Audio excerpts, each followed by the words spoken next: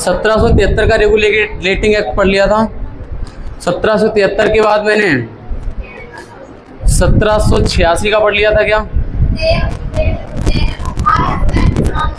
1781, 1786 और 1813 और 1813 को पढ़ने के बाद हमारा 1833 का रेगुलेटिंग एक्ट आ जाएगा।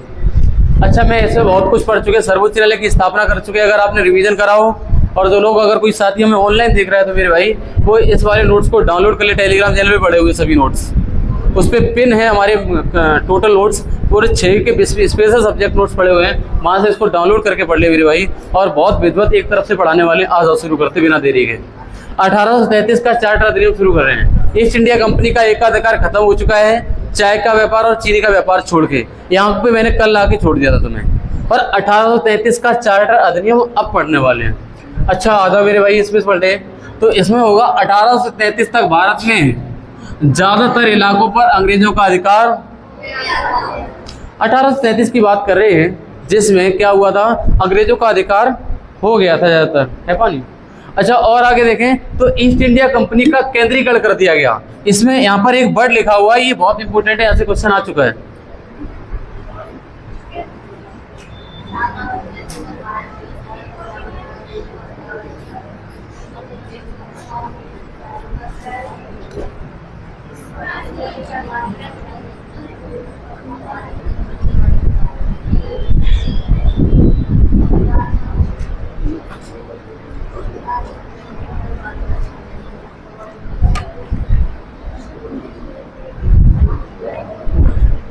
देखो,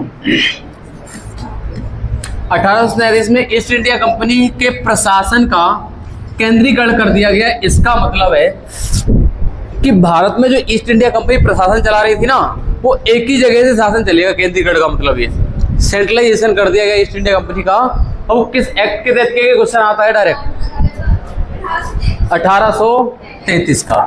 और आगे पढ़े तो आपको पढ़ने को मिलेगा मेरे भाई इसमें। इसलिए अब बंगाल के गवर्नर जनरल को भारत का गवर्नर जनरल, पहले मेरे भाई इसका ईस्ट इंडिया कंपनी अलग अलग जगह पे काम कर रही थी, अलग अलग जगह पे शासन कर रही थी। अब इसका केंद्रीकरण कर दिया गया मेरे भाई, अब भारत में पूरे में काम कर रही है ये। मतलब पूरे भारत पे कब्जा हो चुका था अंग्रेजों के इस टाइम तक। तो उन्होंने कहा, सोचा क्यों ना यार हम अलग अलग प्रशासन चला रहे हैं, उसको इकट्ठा करते हैं एक जगह। जैसे हमारे केंद्र में मोदी सरकार है, सॉरी भाजपा है ना, ऐसे करके। इसलिए अब बंगाल में गवर्नर जनरल को भारत का गवर्नर जनरल कहा जाने लगा था। अब बंगाल का अंतिम गवर्नर जनरल और भारत का पहला, जो पहले वर्ड जुड़ा हुआ था बंगाल का, बंगाल की जगह पे अब आ गया था भारत आ गया था। यही डिफरेंट था और सब वही था, ये बंगाल और यहाँ पर आ गया था भारत का पहला गवर्नर जनरल। अब भारत का पहला गवर्नर जनरल कौन बनता है, इसका नाम है लॉर्ड विलियम, ये वाला नाम याद कर लो, lord William Bentinck is the first governor general of India. Bharat का पहला गवर्नर जनरल हुआ तो लॉर्ड विलियम बेंटिंग। अगर पूछा जाए बंगाल का अंतिम गवर्नर जनरल कौन हुआ, तब भी लॉर्ड विलियम बेंटिंग, क्योंकि जब यहाँ पर लास्ट हुआ था तब यही था। तो इसी आदमी को नया पद दे दिया, उसको कह दिया अब तुम भारत के कहलाओगे। पहले बंगाली कहलाते थे, अब भारत के कहलाओगे। बात समझ में आ रही है? अच्छा, और आगे आ जाओ। आगे आपको पढ़ने को मिलेगा, देखो। अच्छा, ईस्ट इंडिया कंपनी का केंद्रीकरण करने के कारण भारत में प्रशासन चलाने के लिए कानून की आवश्यकता पड़ी। और कानून की आवश्यकता को देखते हुए लॉर्ड मैकाले की अध्यक्षता में एक लॉ कमीशन के हेतु विधि आयोग का गठन। मेरे भाई, जब केंद्रीकरण कर दिया गया तो अब भारत में प्रशासन चलाना, इसके लिए कानून चाहिए। अब कानून चाहिए, इसके लिए एक लॉ कमीशन बनाया गया, विधि आयोग बनाया गया। ये नाम पूछता है किसने बनाया था, लॉर्ड। और जब ये क्वेश्चन आता है कि विधि आयोग का गठन किसने किया था, तो वहाँ पे ऑप्शन लॉर्ड विलियम बेंटिंग जरूर होता है, क्यों लगा सकता है बच्चा लॉर्ड विलियम बेंटिंग। उसी टाइम की तो बात हो रही है, केंद्रीकरण हुआ था। तो लॉर्ड विलियम बेंटिंग भारत का पहला गवर्नर जनरल था, लेकिन विधि आयोग को गठित करने वाला अध्यक्ष नहीं था, ये तो लॉर्ड मैकाले था, ये लॉर्ड मैकाले ने करा था। और आगे देखो क्या हुआ, विधि आयोग में धारा 87 यानी सेक्शन 87 के तहत भारतीयों को ईस्ट इंडिया कंपनी में कार्य करने का अधिकार दिया गया। और इसके तहत साफ साफ कर दिया गया, किसी भी भारतीय के साथ धर्म, लिंग, धर्म भेद, जन्म स्थान को लेकर भेदभाव नहीं किया जाएगा। होता क्या था, पहले ईस्ट इंडिया कंपनी में अगर कोई भारत का काम करने जाता था तो उनसे कहते थे हम इंग्लैंड के तुम भारत के। उसमें जातिवाद चल रहा था, धर्मवाद चल रहा था। तो अब जो 1833 का चार्टर एक्ट पढ़ रहे हैं, इसमें ऐसा हो चुका था कि अब ईस्ट इंडिया कंपनी में इंडिया वाला काम करेगा और कोई ये नहीं कह सकता तुम इंडियन हो। मतलब काम करेंगे तो काम करने वाले हैं, ऐसा नहीं हम अंग्रेज हैं तुम इंडियन हो।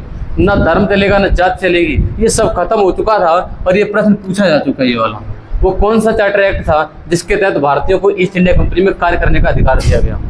1833 का चार्टर एक्ट है ना। और आगे आ जाओ। 1835 में अंग्रेजी को भारत में आधिकारिक भाषा बना दिया गया। ये भी अपने आप में बेमिसाल क्वेश्चन है कि किसमें अंग्रेजी को भारत की आधिकारिक भाषा बनाया गया? 1835 में बनाया गया था। भारत की आधिकारिक भाषा बना दिया था अंग्रेजों ने। फिर वही अंग्रेज से अपना शासन चलाना था, यहाँ पे अंग्रेजी बोलते थे, उन्होंने कहा भारत की आधिकारिक भाषा अंग्रेजी। 1835 में किस एक्ट के तहत? 1833 का चार्टर एक्ट। अच्छा, कंपनी की व्यापारिक एकाधिकार पूर्ण रूप से समाप्त कर दिया गया था। जो अभी 2 व्यापार छोड़ देते पिछले वाले एक्ट में। जब 1813 का चार्टर एक्ट पढ़ रहे थे, उसमें मैंने चीनी का व्यापार, चाय का व्यापार और चीन के साथ व्यापार अभी छूटा हुआ था, उस पर एकाधिकार था, अब वो भी खत्म कर दिया गया। तो हम कंप्लीट वर्ड में कहें तो ईस्ट इंडिया कंपनी का एकाधिकार कंप्लीट खत्म हो गया था। अब ये कौन सा एक्ट चल रहा है? 1833 का चार्टर है। बात समझ में आ रही बेटा? और आगे आ जाओ। और यकीन मानो जब आप पेपर में जाएंगे यही से क्वेश्चन डायरेक्ट छप रहे होंगे, तब कहोगे यार याद आएगा कि सर ने ऐसे ऐसे बोला था वहाँ पे, बट यार पता नहीं क्या बोल रहे थे कि कौन सा एक्ट पढ़ा रहे थे, तब ये बोला था कि कंपनी का शासन पूर्णतः खत्म हो गया था ईस्ट इंडिया कंपनी का। तब आपको याद आएगा हाँ सर ने ये बोला था 1833 वाला एक्ट था वो। ऐसे करके याद तब आएगा जब हम ये पढ़ा देंगे। इसके जितने ज़्यादा प्रैक्टिस मार पाओगे क्वेश्चन हम देंगे, प्रैक्टिस आप मारोगे। हम आपके एसएससी के, रेलवे के, यूपीएसआई के, पॉलिटी के स्पेशल क्वेश्चन चैप्टर वाइज देंगे जैसे ही चैप्टर खत्म होगा। तैयार रहना इसके लिए। आगे आ जाओ। 12 सदस्यों वाली विधान परिषद का गठन किया गया। कानून मेरे भाई अब केंद्रीकरण हो चुका था ईस्ट इंडिया कंपनी का। ईस्ट इंडिया कंपनी का केंद्रीकरण होने के कारण अब आप कहें तो केंद्रीकरण क्यों किया गया, इसका एक रीजन और था। ये बताओ ईस्ट इंडिया कंपनी भारत में किस मकसद से आई थी? व्यापार करने की। अब व्यापार करने के मकसद से आई थी, लेकिन उसका तो प्रशासन मजबूत होने लगा था। यहाँ पे पता चला यार व्यापार से ज्यादा तो ये कि इसको इंडिया को हड़प लो यार। तो उन्होंने सोचा देखो व्यापार पे अधिकार सबका कर दो और प्रशासन करेंगे इंडिया पे। तो इंडिया पे अपना जमाव करना, हाथ का पंजा जमाना शुरू कर दिया इन्होंने। और इन्होंने सबसे पहले क्या किया? इन्होंने सेंट्रलाइज कर दिया। सेंट्रलाइज अपनी ईस्ट इंडिया कंपनी का केंद्रीकरण कर दिया गया 1833 के एक्ट के तहत। अब इन्हें यहाँ पे प्रशासन करना था, व्यापार करना तो इनका मकसद था ही नहीं। अब इनका था कि हम इंडिया पे अधिकार करें और हम यहाँ के राजा बन जाएं। तो ऐसा चल रहा था, इन्होंने अंग्रेजी को आधिकारिक भाषा बना दिया था। और आगे देखो। और 12 सदस्यों वाली एक विधान परिषद कहते हैं लेजिस्लेचर काउंसिल का गठन किया गया। उसका काम था कानून बनाने का। जिसकी जरूरत पड़ रही थी वो करते हुए जा रहे थे ये लोग, है ना। अब इनका थोड़ा सा रुझान प्रशासन की तरफ बढ़ रहा था। सब कुछ कानून बनाने हैं, केंद्रीकरण करना है। ईस्ट इंडिया कंपनी का मकसद अब व्यापार करना नहीं, प्रशासन करना है। ये सब कुछ हो रहा था 1833 के चार्टर एक्ट में। अब अगला आता है मेरे भाई 1833 के बाद अगला 1853 का चार्टर है। अच्छा आगे आ जाओ। अच्छा, इस अधिनियम के तहत कार्यपालिका और विधायिका को अलग अलग कर दिया गया सन 1853 में कार्यपालिका और विधायिका को अलग अलग कर दिया गया। मेरे भाई होता क्या था, पहले कानून बनाने वाला और कानून लागू करने वाला एक ही था, लेकिन अब क्या हुआ, विधायिका और कार्यपालिका दोनों अलग अलग कर देंगे। हाँ अभी तो पहले अलग हो गए थे, न्यायपालिका एक जगह आया था, न्यायपालिका अलग हो गई थी, है ना। नहीं 73 के बाद अगला था, 93 में हुआ था। हाँ 84 वाले में हुआ था, सही कहा। 1784 का पिस्ट इंडिया एक्ट आया था, उसी में तो उसके गलत यूज करा था अपनी शक्तियों का वो लॉर्ड या एमपी, तभी तो उसको अलग अलग किया गया था दोनों को। देख लो एक बार चेक करके।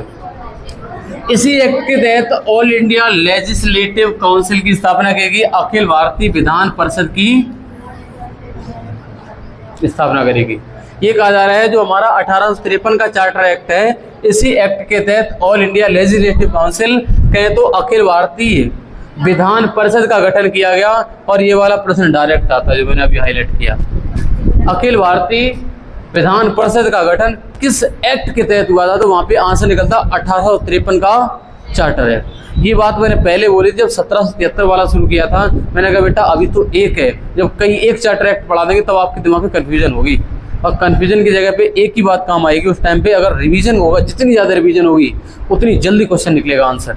नहीं तो यार कन्फ्यूजन बढ़ेगा, कौन सा वाला एक्ट है, कौन सा वाला एक्ट है, कौन सा वाला, यही लगेगा। ये रिवीजन मांगता है मेरे भाई। अब हम बीच में जा रहे हैं, कहें तो मेरी नाव अब गहरे में उतर रही है। जैसे में सब एक्ट पढ़ा देंगे फिर आपको अनुच्छेद रटवाएंगे, अनुच्छेद भाग रटवाएंगे, अनुसूचियाँ रटवाएंगे, विदेशी स्रोत रटवाएंगे, हम कहाँ कहाँ तक लेके जाएंगे ये आप भी अंदाजा नहीं लगाएंगे। कभी संशोधन करवा रहे होंगे आपके संविधान के संशोधन के बाद आपको असंवैधानिक अंग करवाएंगे, वहाँ से भी क्वेश्चन आता, नीति आयोग करा रहे होंगे। तो अभी बहुत कुछ पढ़ने को है, तो जितना रिवीजन मारोगे उतना ही ज़्यादा बेहतर रहेगा, है ना। इधर आ जाओ, इस वाले क्वेश्चन को नोट कर लिया, चलो आगे आ जाओ। अच्छा, इस जो हमारी ऑल इंडिया लेजिस्लेटिव काउंसिल थी उसमें सदस्यों की संख्या 12 थी। कितनी थी? 12। इसका काम गवर्नर जनरल की अनुमति से विधि या कानून का बनाना हुआ करता था। किसका काम? जो हमारी अखिल भारतीय विधान परिषद थी, इसका काम था कि गवर्नर जनरल, वो जो भारत का गवर्नर जनरल था ना, वो ऑर्डर दे, ये कानून बना के तैयार कर देगा, है ना। ये कानून बनाने का था, ये लिखा हुआ इस एक्ट के तहत, जिसमें ये लिखा हुआ है इसका काम गवर्नर जनरल की अनुमति से विधि या कानून बनाना हुआ करता था। और बंगाल में एक नया पद बनाया गया जिसका नाम था, बंगाल में एक नया पद बनाया गया, उप गवर्नर। और ये उप गवर्नर किसके लिए बनाया गया ये बताओ। अब तो केंद्रीकरण हो चुका है ईस्ट इंडिया कंपनी का, अब मेरे भाई बहुत बड़ी जिम्मेदारी हो चुकी है ईस्ट इंडिया कंपनी की और उस गवर्नर जनरल को बंगाल का नहीं, अब भारत का गवर्नर जनरल कहने लगे थे। और जब भारत का गवर्नर जनरल कहने लगे थे तो मेरा इसका हेल्प करने वाला कोई आदमी चाहिए। जैसे आपने देखा होगा मोदी जी चल रहे होते, लेकिन हेल्प करने वाले कितने होते साथ उनके। अगर कोई काम हो गया, जैसे आप आगे कि हमें एकदम इमरजेंसी ज़रूरत है, हमारे यहाँ ऐसी स्थिति है, तो तुरंत अपने साइड वाले बोलते हैं इसको नोट कर लो, तुरंत याद कुछ नहीं रहता, उनके हेल्प करने वाला संघ लगा होता है, तुरंत लिख लेता है। अगर कोई आदमी मिला आके बोले मोदी जी मिल रहे हैं, तुरंत मिला लो मेरे भाई, लिख लो डायरी में। फिर घर पे जाके उनको जाके सब बनवाई बन काम देख लिया जाता है। तो उनको हेल्प करने वाला चाहिए होता है ना, जो केंद्र में आदमी काम कर रहा होता है। वैसे ही जो गवर्नर जनरल काम कर रहा था, उसकी हेल्प के लिए एक नया पद बनाया गया, इसका नाम था गवर्नर, उप गवर्नर। अच्छा, और आगे आ जाओ बेटा, क्या हुआ? 1853 से ही नागरिक सेवाओं के लिए लिखित परीक्षाओं की शुरुआत की गई। इस समय भारत का गवर्नर जनरल डलहौजी हुआ करता था जब रिटन परीक्षा शुरू हुई सिविल सर्विस। ऐसा मानते हैं कि भारत की सबसे बड़ी अगर कोई परीक्षा है तो इंडियन सिविल सर्विसेज एग्जाम है। ICSE एग्जाम बोला जाता है, सिविल सर्विसेज एग्जामिनेशन, UPSC का। ये सबसे हार्ड एग्जाम होता है, सबसे कठिन होता है, और इससे बड़ी कोई नौकरी नहीं भारत में, है ना। जैसे सबसे बड़ी नौकरी मिलती है आपको पता है। और इसके लिए लिखित परीक्षा शुरू हुई थी वो 1853 में। उस टाइम पे भारत का गवर्नर जनरल लॉर्ड डलहौजी हुआ करता था, और ये लिखा हुआ है Britain examination for Indian civil services. अच्छा, अगर आप बता सकते हैं इंडियन सिविल सर्विसेज परीक्षा पास करने वाला पहला आदमी कौन था? 2 क्वेश्चन मिलेंगे। भारत का एक आदमी निकलेगा जिसने इंडियन सिविल सर्विसेज परीक्षा को उत्तीर्ण किया, लेकिन उसको नौकरी नहीं दी गई। लेकिन दूसरा क्वेश्चन आएगा, इंडियन सिविल सर्विसेज की परीक्षा उत्तीर्ण करने के बाद उसको नौकरी मिली, उस आदमी का नाम है। दोनों क्वेश्चन घर से देख के आना कल, और दोनों के नाम है ना, आपको हिंट दे रहे हैं, वो द्रापे होंगे, ये सुरेंद्र, नरेंद्र, देवेंद्र, ऐसे करके, ठीक है। हाँ, सुरेंद्र नाथ बनर्जी, और एक नाम और आएगा निकल के। कंपनी के कोर्ट ऑफ डायरेक्टर्स, मेरे भाई जो पहले प्रेसिडेंसी बनी हुई थी उसमें 24 court of director, board of director थे ना। अब सेंट्रलाइजेशन हो चुका है पूरे इंडिया का, कि ईस्ट इंडिया कंपनी का। अब मेरे भाई अब ये 24 की जगह पे सदस्य कितने कर दिए गए? कहना बोले 6 सदस्य को निलंबित। जो आपके 24 कोर्ट ऑफ डायरेक्टर या बोर्ड ऑफ कहे तो निदेशक मंडल हुआ करता था, वो 24 की जगह पे अब सदस्यों की संख्या कितनी कर दी गई? 18। कितने घटा दिए? कौन से एक्ट के तहत? 1853 का चार्टर एक्ट पढ़ रहे हैं, थोड़ा सा नींद में कम रही है ना। इसके 4 साल बाद 1857 का विद्रोह होता है, और उसी के तहत मुगल साम्राज्य, मेरे भाई मुगल साम्राज्य तो चल रहा था जब अंग्रेज आए थे।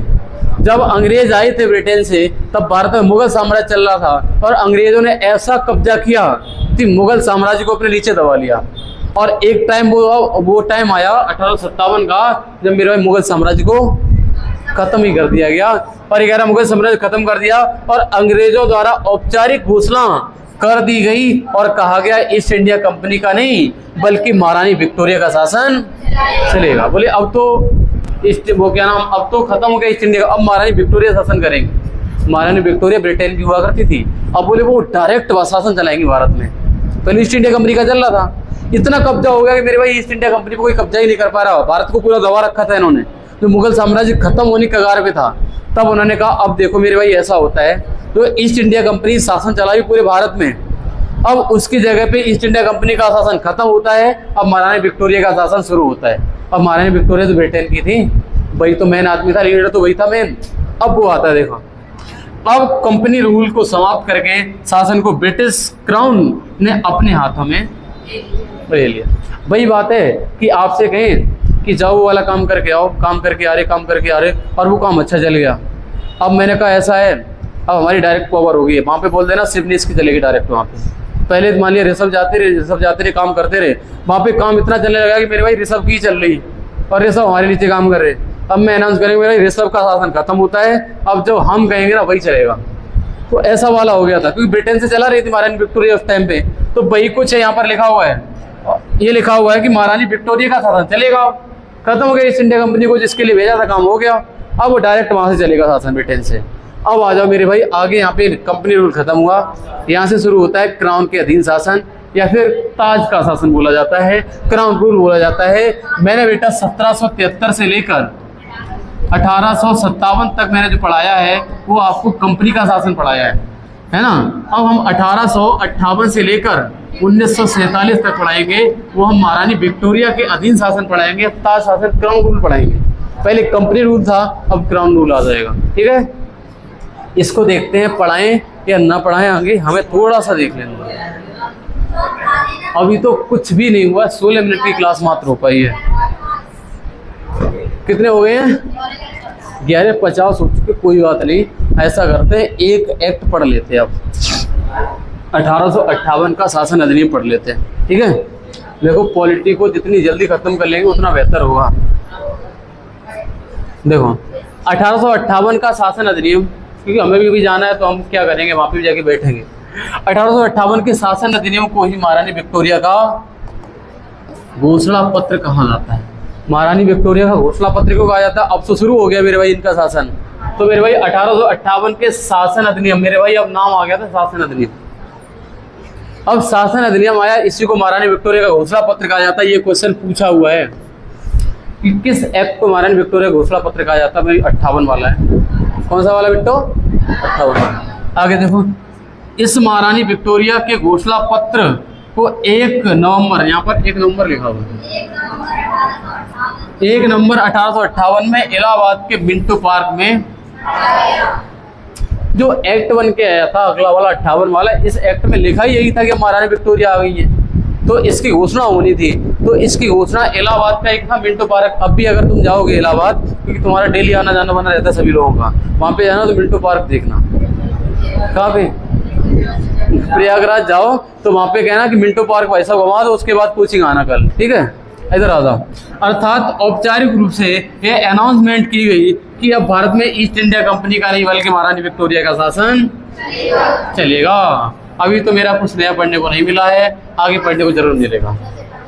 सबसे पहला काम कंपनी के गवर्नर जनरल का पद, यही प्रश्न आता है कि भारत के गवर्नर जनरल का पद किस वर्ष समाप्त हुआ? 1858। किस एक्ट के तहत? तभी वही एक्ट 58 वाला। अच्छा, और क्या होता है? अब वह कंपनी के अधीन नहीं बल्कि ब्रिटिश क्राउन के अधीन हुआ करता था। अब पहले तो कंपनी के अधीन काम कर रहा था, वो कंपनी का शासन कर रहा था, बोले कंपनी का शासन खत्म हो गया, तो बोले महारानी विक्टोरिया ने बोला कि अब तुम हमारे नीचे काम करोगे। बोले अब तुम्हारा नाम गवर्नर जनरल नहीं, अब तुम्हारा नाम होगा वायसराय। अब एक नया पद क्रिएट किया, गवर्नर जनरल ऑफ इंडिया से पद का नाम बदला गया और नाम रखा गया वायसराय ऑफ, हिंदी में वही लिखा जाता वायसराय। और अब प्रश्न ये बनेगा, ये बताओ जो लॉर्ड कैनिंग था वही गवर्नर जनरल था उस टाइम पे, तो इसको कहा जाएगा भारत का अंतिम गवर्नर जनरल और भारत का पहला वायसराय। इसका नाम क्या होगा? Lord Canning. अच्छा, हमें बता सकते हो भारत का पहला गवर्नर जनरल कौन था? Lord William Bentinck. ठीक है। अच्छा, भारत का बंगाल का पहला गवर्नर जनरल कौन था? Warren Hasting. और पहला गवर्नर कौन था बंगाल का? Robert Clive. और बंगाल का पहला नवाब कौन था? ये सब पता होने चाहिए, क्वेश्चन आते मेरे भाई, दोबारा से रिवीजन करवा रहे हैं। बंगाल का पहला नवाब, बंगाल का पहला गवर्नर, याद होना चाहिए। 57 का जब प्लासी का युद्ध हुआ था तभी बना था रॉबर्ट क्लाइव पहला गवर्नर। उसके बाद में हम बताएंगे आपको पहला गवर्नर जनरल कब बना बंगाल का। लॉर्ड वॉरेन हेस्टिंग किस एक्ट के तहत बना था? हाँ, लॉर्ड वॉरेन हेस्टिंग था बंगाल का गवर्नर जनरल। जो लॉर्ड वॉरेन हेस्टिंग बना था, वॉरेन हेस्टिंग बना था, किस एक्ट के तहत बना था? हाँ, 73। अच्छा, बंगाल का वो भारत का गवर्नर जनरल कब बना था? भारत का गवर्नर जनरल पहला कौन बना था?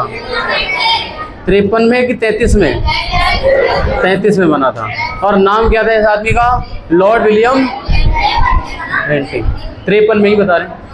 33 में, 53 में, 33 में है ना। अच्छा, और आगे देखो, हमने बता दिया भारत का गवर्नर जनरल। अब भारत के बाद बनेगा मेरे भारत का वायसराय है लॉर्ड कैनिंग, शायद आ चुका। और आगे देखो, अर्थात 1 नवंबर 1858 को लॉर्ड कैनिंग के द्वारा ही महारानी अर्थात 1 नवंबर 1858 को लॉर्ड कैनिंग के द्वारा ही महारानी के घोषणा पत्र की औपचारिक घोषणा करी गई थी। Code of directors and board of control को खत्म कर दिया था। पहले बोर्ड ऑफ कंट्रोल चलता था, कोर्ट ऑफ डायरेक्टर्स चलते थे। आपको भी थोड़ी देर पहले पढ़ा रहे थे कि निदेशक मंडल के 24 से 18 हो गए थे। वो कौन सा एक्ट था? 53 वाला एक्ट था ना। अब वो भी खत्म हो गया, जो 18 बजे वो भी खत्म हो गए। अच्छा, और आगे देखो, निदेशक मंडल और नियंत्रक मंडल की सारी पावर्स के लिए एक नई पोस्ट बनाएगी जो कहलाता था सेक्रेटरी स्टेट ऑफ इंडिया कहलाता था। कहे तो हिंदी में लिखा जाएगा मेरे भाई, भारत का पहला राज्य सचिव बना कौन था? Lord Stanley. यहां से प्रश्न आ चुका है, यहाँ पे हैशटैग लगा दें मेरे भाई। जो बोर्ड ऑफ क्या नाम, निदेशक मंडल और नियंत्रक मंडल था ना, इसकी सारी पावर्स तो खत्म हो गई थी, निलंबित हो गया था। उसके लिए एक नई पोस्ट बना दी। उस पोस्ट का नाम था secretary state of India, Bharat का राज्य सचिव। और भारत का राज्य सचिव पहला कौन बना था? Lord Stanley. जितनी ज्यादा बार बोलो उतनी जल्दी याद होगा। अच्छा, आगे देखो, अर्थात निदेशक मंडल और नियंत्रक मंडल की सभी पावर्स भारत के। मैंने इस अर्थात का यूज पॉलिटी में कितनी बार करा है, अर्थात, ताकि तुम समझो यार, याद जल्दी हो। आगे देखो, आगे हम बात करेंगे भारत के राज्य सचिव की सलाह के लिए एक परिषद बनाई गई जिसमें 15 सदस्य थे, जिसे कहा जाता था इंडियन काउंसिल या भारतीय परिषद कहा जाता था। क्या बोला गया? जो भारत का राज्य सचिव था ना, इस भारत के राज्य सचिव को सलाह देने के लिए एक काउंसिल बनाएगी। बोले तुम्हें सलाह कौन देगा? तो एक काउंसिल बना देगी बेटा, और उस काउंसिल को कहा गया, ठीक है। अच्छा, और आगे आ जाओ, ये लिखा हुआ राज्य सचिव और भारतीय परिषद। राज्य सचिव और भारतीय परिषद दोनों को मिलाकर होम गवर्नमेंट कहे तो गृह सरकार कहा जाता था। है राज्य सचिव हमने बताया था अभी, बोर्ड ऑफ कंट्रोल यानी निदेशक मंडल नियंत्रक मंडल को बंद करके बना देता नया पद राज्य सचिव। और भारतीय परिषद अभी एक काउंसिल बनाई गई थी, है ना, समझ पा रहे? जो राज्य सचिव और उसको सलाह देने वाली भारतीय परिषद दोनों को मिला के क्या बोला गया? होम गवर्नमेंट या गृह सरकार। और यहीं से शुरू होता है 1861 का इंडियन काउंसिल एक्ट, भारतीय परिषद अधिनियम। देखो